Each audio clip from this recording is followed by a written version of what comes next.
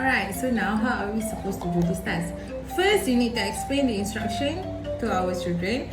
Second, you need to ready your tools, and finally, sit down and do it with your child. Okay, first, what are the rules of the game?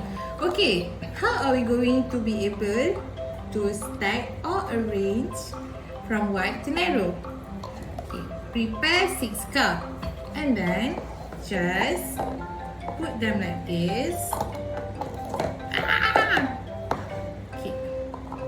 And ta-da! This is the meaning from wide to narrow. So it becomes a pyramid.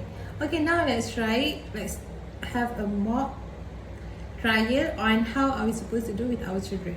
Okay, now first and foremost, we invite our children to play with us. And then we tell them the instruction of the game on what are they supposed to do. So now they are supposed to stack or arrange from wide to narrow. So how are they going to do it? Maybe you can try by modeling from them first. You can do it first and then you ask them to follow your steps. Or you can have 2 sets of cups so that you can do it together with your child. That's all from me. Thank you.